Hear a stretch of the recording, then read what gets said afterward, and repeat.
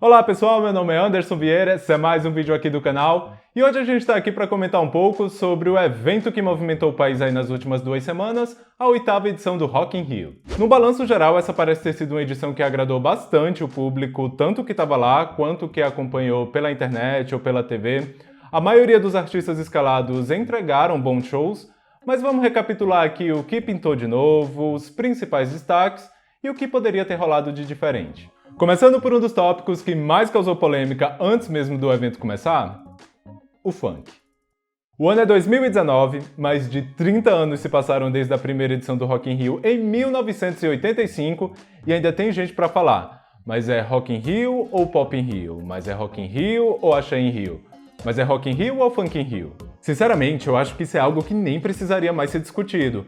Mas apesar de que desde a primeira edição o festival já tivesse se posicionado quanto à sua proposta, colocando de Queen a AC/DC, de Elba Ramalho a Kid Abelha no mesmo line-up, ainda assim tem gente que até hoje parece que não entendeu o rolê.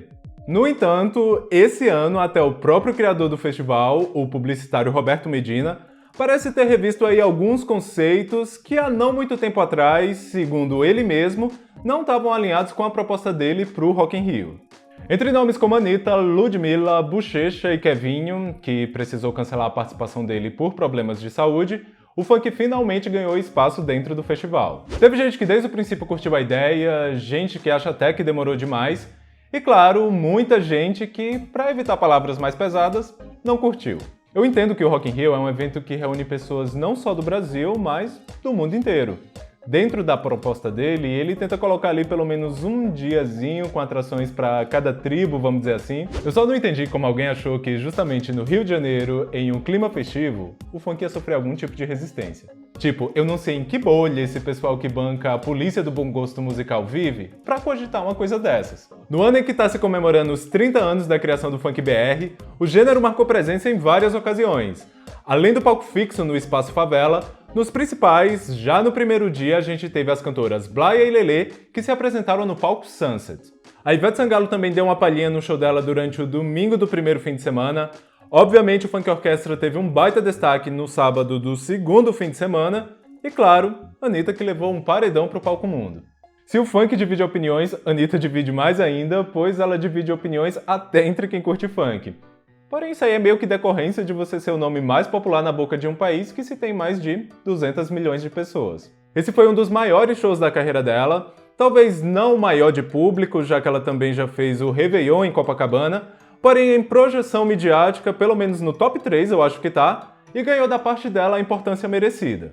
Com o setlist que passeou aí por todas as fases de sua carreira, muita gente ficou decepcionado por não ser um setlist só com músicas de funk, ou por não ter incluído algumas músicas do início da carreira dela, e também até alguns que ficaram chateados por ter incluído muitas músicas que não eram em português. Para um show de abertura que teve mais ou menos 1 hora de duração, eu achei bem montado até.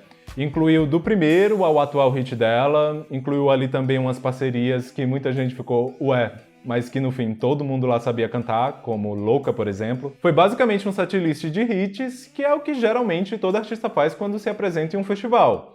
A turnê do último álbum da Pink, por exemplo, já já a gente fala dela, ela encerrava os shows com Glitter in the Air. Mas no festival, fez muito mais sentido ela encerrar com So What. Ao mesmo tempo em que ela incluiu Hustle, do último álbum dela, que não é tão conhecido assim por aqui, mas num show de tamanha proporção, é importante divulgar também. É meio que uma balança, vou trazer pra cá o meu show atual só com as músicas mais recentes, ou vou cantar só as mais conhecidas? Geralmente todo mundo fica ali no meio termo. O show da Anitta na parte técnica foi um show bem acima da média do que ela costuma fazer. Ela estava muito animada, dançou bastante. Poderia ter rolado só um pouquinho mais de interação com o público para criar ali um laço mais emocional. Muita coisa é relevada pelo carisma. E talvez até esses comentários sobre o playback ou vocal de apoio, talvez até isso tivesse ficado em segundo plano caso tivesse mais esse contraponto. Eu não sei se foi uma percepção pessoal minha que rolou esse ano e que antes eu não reparava muito, mas eu tenho a impressão de que nessa edição os shows nacionais ficaram ali quase pau a pau com alguns internacionais. Claro, considerando que nenhum artista brasileiro chegou a ser o principal em nenhuma das noites, seria uma disputa até um pouco injusta. Mas, por exemplo, o show da Isa, que foi incrível no Sunset, me parece ter repercutido bem mais do que os do Weezer ou da Ellie Goulding, que eram co-headliners no palco mundo. Posso até estar enganado, são artistas de gêneros e públicos bem diferentes, não tô querendo comparar um com o outro, mas essa foi uma impressão que eu fiquei, de que muitos artistas nacionais estão chegando lá quase com o mesmo peso de muitos internacionais. O que vocês acham? Sim? Não? E aproveitando esse gancho, o Rock in Rio está investindo cada vez mais em todos os espaços dele, né? Jessie J no palco Sunset foi um tópico que causou aí uma certa polêmica, porque muita gente, inclusive eu, acredita que ela poderia muito bem ter ficado no palco mundo.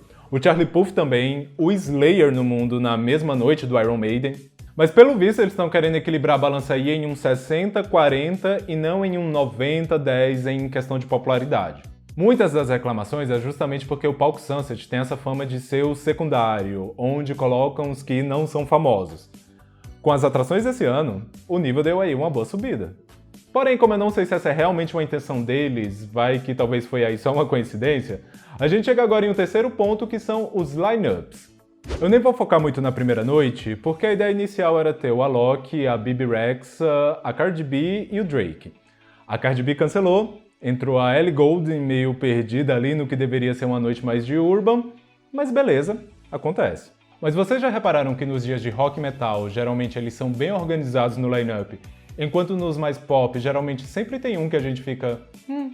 Na última edição, vocês devem lembrar que o 5 Seconds of Summer era quem ia abrir para Lady Gaga, sendo que antes a Ivete Sangalo que ia fazer a abertura geral da noite. Todo mundo ficou devastado quando a Gaga cancelou, mas parando pra ver, 5 Seconds of Summer e Maroon 5 na mesma noite, não fazia muito mais sentido desde o princípio? Eu amo a Her, aclamada, vencedora de Grammys e tudo mais, mas não teria feito muito mais sentido a Jessie J no mesmo dia e no mesmo palco que Anitta, Black Eyed Peas e Pink? Considerando gêneros, eu acho que teria ficado tão redondo quanto os dias de rock. Não que eu acho que a Her não merecesse estar no palco mundo, eu super acho que ela se encaixaria com Justin Timberlake, com a Alicia Keys, Bruno Mars, ou até mesmo com o Drake.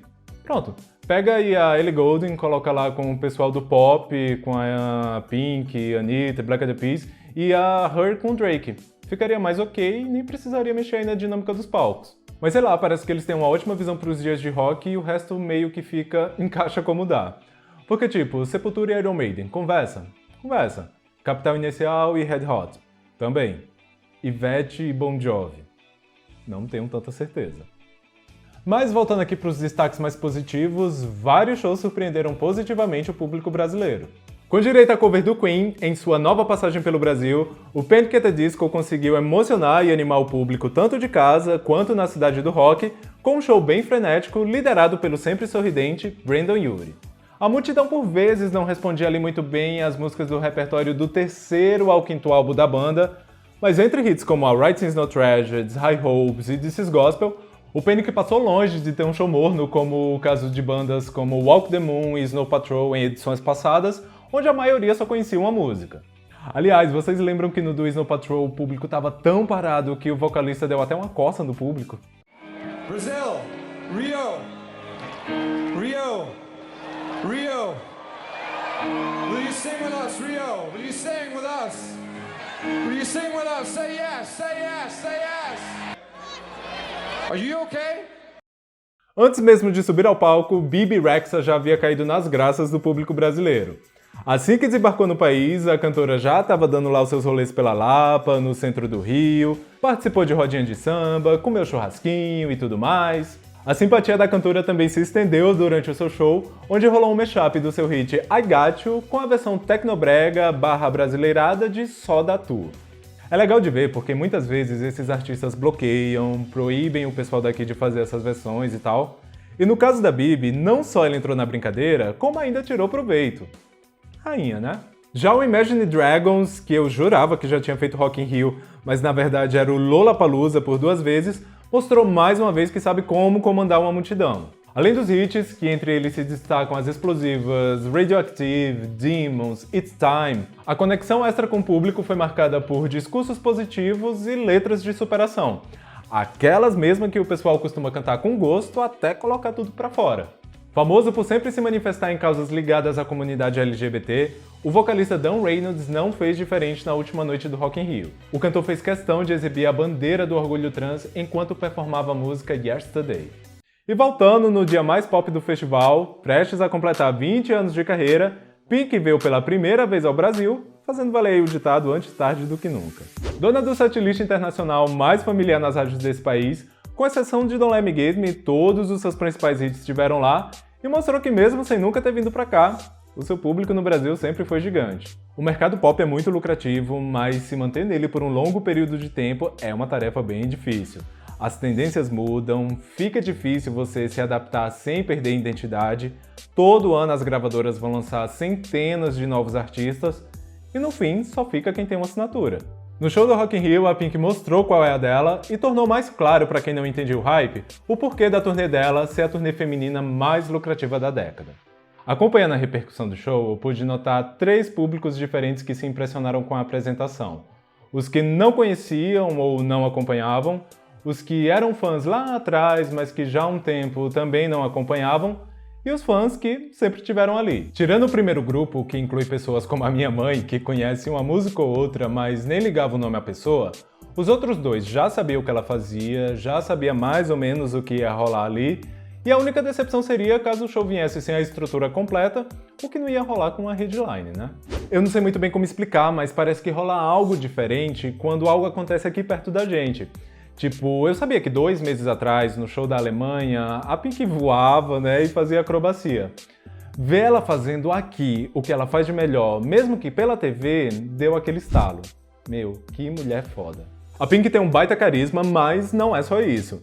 Ela tem total domínio do palco, seja ele na terra ou quando ela faz do ar o palco dela. É um espetáculo que nenhum outro artista pop entrega hoje em dia, e ela entregar tudo isso aqui no Brasil foi o que abriu os olhos desses 3 públicos que eu citei.